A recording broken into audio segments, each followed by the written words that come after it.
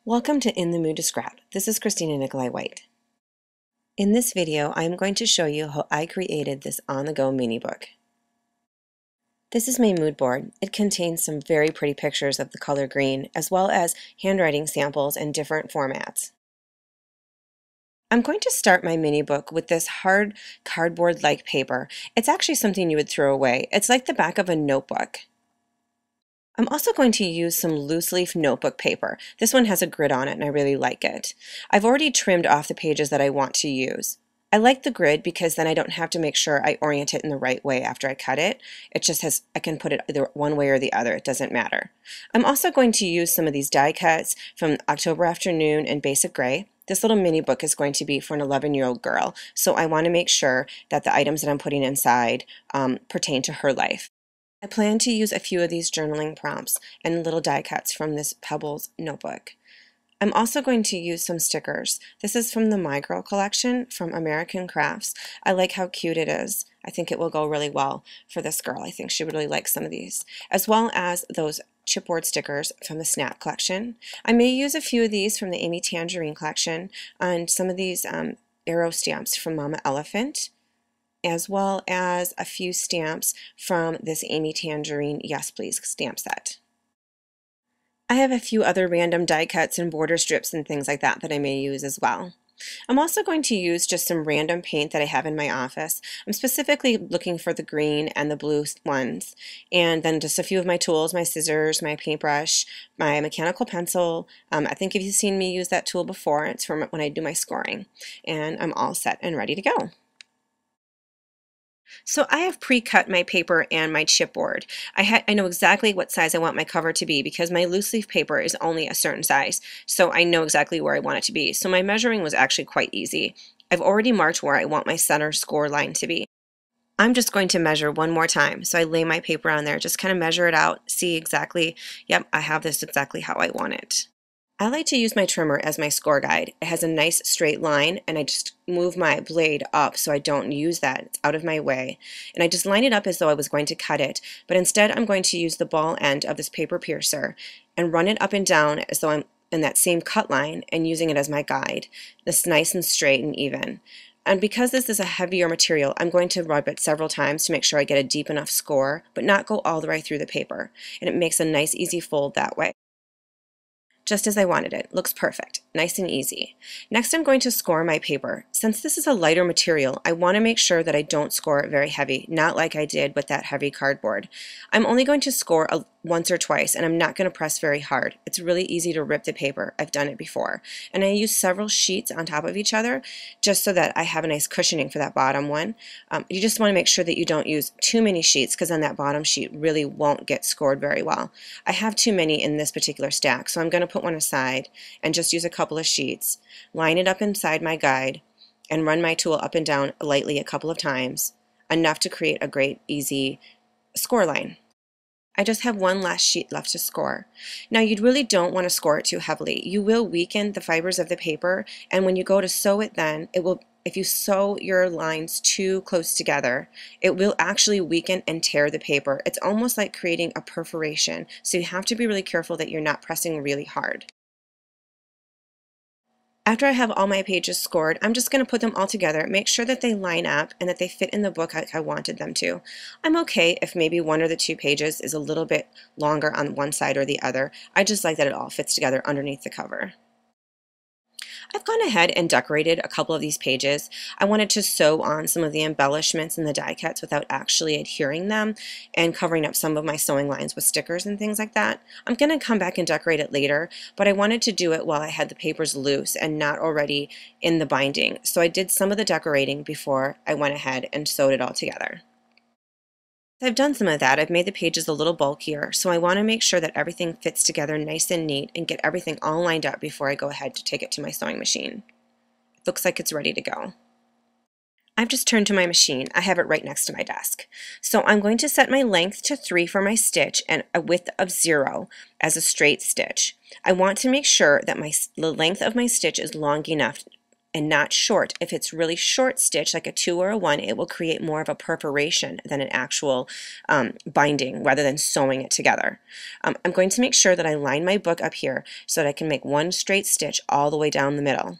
Only going to do this once, so you want to make sure that you have it nice and straight and all of your pages are even. You're not going to make more than one pass at this. A thicker needle on your machine helps when you're going to sew through this much paper, so having a quilting or a heavy material needle really works well. I use regular thread. Some people use quilting thread. I use regular thread and it holds just fine.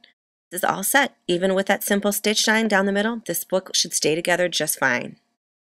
Sometimes I just leave my mini books plain and I like this craft cover, so usually I leave it that way. But this time I've decided to cover it with paint. So I've put all of my paints that I wanted to use in this paint tray. I always add white. I like it as a nice medium. It kind of helps with the blending.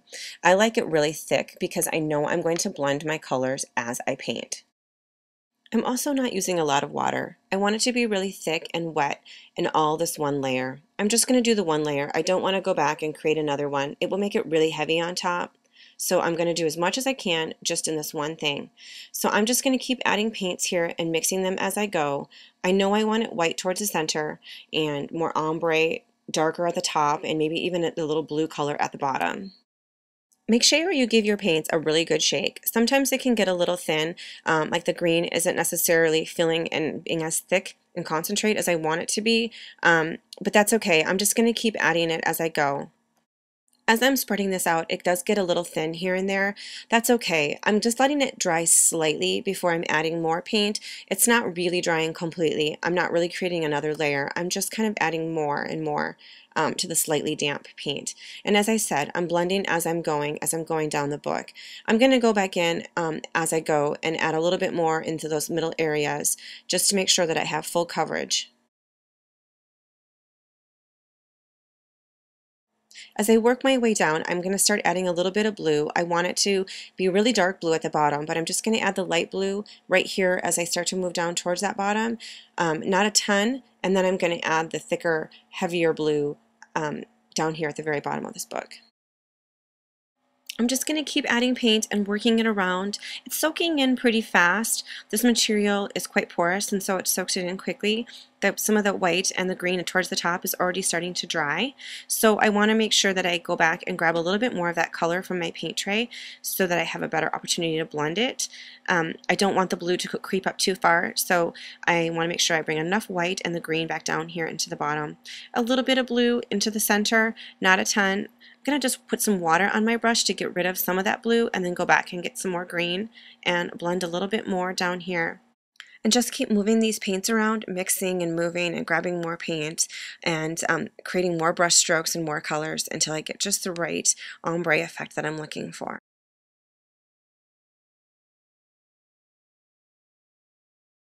The top part of this has already started to dry a little bit, so I'm just making sure that I have a little bit more white and green just to make sure that I get it to blend in a way in which I like. And then it really soaked up this blue color, so I need to go back a little bit and put a little bit more blue down here and a little more paint in order to get it to blend just right so it's nice and wet. And I'm just going to keep working these colors around until I get just the right brush stroke effect that I'm looking for, and I think I like it just like that. I may add a little bit here and there. Might have to fill in just a few little gaps of a little bit of where the thing is showing through. And there's not quite enough green up here at the top, so I'm going to go in and add just a little bit more to make sure that it's as green as I wanted it to be. Okay, now that I have that part done, I want to go ahead and do the hand lettering on my cover. I've cut a piece of paper that is exactly the same size as my mini book, and I'm going to quickly sketch out on here in pencil what I want it to look like so that I have an idea where I want to put each of my letters before I go ahead and put them on my book. I want to make sure that I've worked out any spacing issues or issues with my drawing before I actually pencil it in onto the paint. It is really difficult to erase pencil onto that acrylic paint that I've done, and I know this from the past times, so I want to make sure that I have it just right before I go ahead with my project. This is also the time in which I want to try out any embellishments or designs or drawings that I'm thinking about doing and see how they look with my lettering. Maybe test out the lettering styles that I want to do. Do I want to do cursive or do I want to do block letters? Do I want to add some hearts or diamonds? Where do I want to put them? On here, I can erase and change things around and see how it's going to look before I actually do it on my mini book. And I think I have it all set and ready to go. I've tested out a few different pens and decided which one I'm going to use on here. I want to make sure it's a heavier thickness of a pen point, and I want to just test it really quickly on the paint. I have the scratch paper that I'd gotten some paint down earlier while I was painting the cover, and I just want to test it and see how it works on the paint. I want to make sure that it's not going to rub off too easily and that it's thick enough to actually leave a really nice drawing on there without having to press really hard. I have already transferred my drawing on there in with my pencil. I used a mechanical pencil and I used it really, really lightly because I'm not going to be able to erase very well. I chose a really nice mechanical pencil that has a really nice eraser that I am certain will actually erase the few things that I can and am able to erase. But I'm going to try and cover as much of my pencil marks as I can with my pen. I've chosen a thicker pen tip, but something that's not too thick, not like a brush, but I think this is a .03, and I am pressing really lightly, and I'm holding my pen straight up and down, not at an angle. I want to make sure that I'm getting as much ink off the top of this as I possibly can. It's got like a felt tip. This is a Zig Millennium pen, but you probably also could use an American Crafts Slick Writer. Just make sure that it doesn't rub off your paint, like test it like I did to make sure. But I'm holding this straight up and down to get as much of the ink off as I can and going really slowly over my pencil marks and then going back over and filling in to make these lines a little thicker as I go. It's easier when you're doing some of the freeform cursive to actually cover up your pencil lines so that you don't have to go and erase them later. But when I do these thinner lines like I'm going to do right now in this word adventure, this is a little more difficult and I go a little bit more slow because I want to make sure that I'm covering up my pencil lines so that I don't have to erase them later. So I'm just taking this really slow, tracing over my pencil lines and referring back to the sketch that I made, and I keep that right next to me as I work. As I'm getting towards the end of this, I realize that this doesn't look as fun to me as the wording above. I want to do something a little more creative. So I'm glad I have this sketch here next to me that I've already tested things on. So I can go back and test to see if I want to do a double line and make these more of a block letter, a kind of freeform block letter. And I like the way that it looks with my pencil drawing. So I'm going to go back in with my pen and add those other lines onto each one of these letters. I made sure that most of this paint was dry before I went ahead and did this. I'm really terrible about actually resting my hand right on my project, and if this wasn't dry, I would have paint all over my hand and probably be lifting it right off my cover. It would be stuck to my hand. So I would recommend making sure that your paint is nice and dry before you go ahead. As you can see, I just hold on to it and put my fingers all over it. And yeah, if the paint was wet, it would be coming up. Since the lettering was really the most important part of this particular design, I started at the very top word. Even though I'm going to add some design elements to the top later, I wanted to start there and move my way down. I'm now going to work on this arrow that is inspired by the Amy Tangerine Yes Please collection. There's some stickers and a stamp that looks just like this. I like the look of things looking like they were hand-drawn and hand-done and not as perfect as a stamp. So I continue to go over this a couple of times and create a secondary line to make it look very sketchy and freeform. I'm not really measuring things out and making sure that it's exactly perfect and that each one of these triangles measure up and meet up.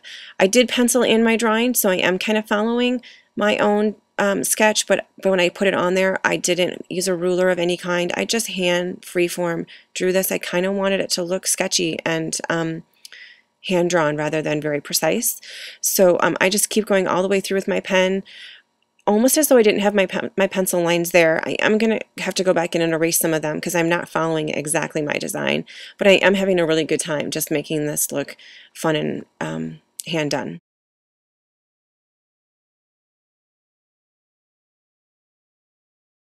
After I look at it, I do see that I've completely missed some of the lines that I was supposed to trace with my pencil or with my pen that I left with my pencil, and this nice little eraser actually works really well. I can't use my big favorite gum eraser here because I think it would actually lift away some of the paint or maybe even some of the pen. So I'm just making sure that this nice little white eraser on the mechanical pencil will go fit in between those lines without smearing any of the pen lines.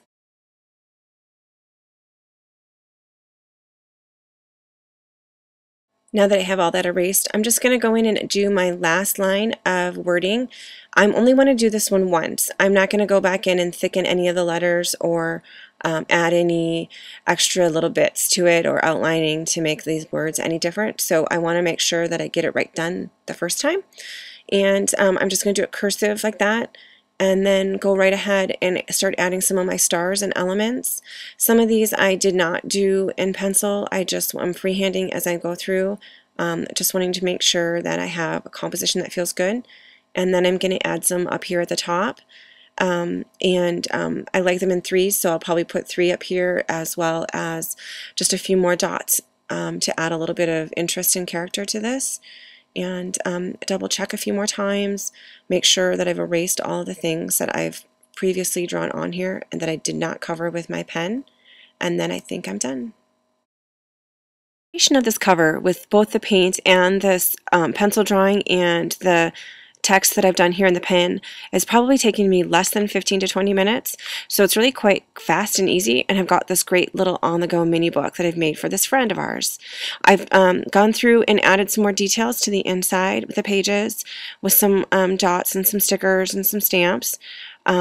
I've made all kinds of interesting little pages for her. I'm going to give her some film for her Instax camera that she can take on the go, and some washi tape, and add pictures in here as she goes.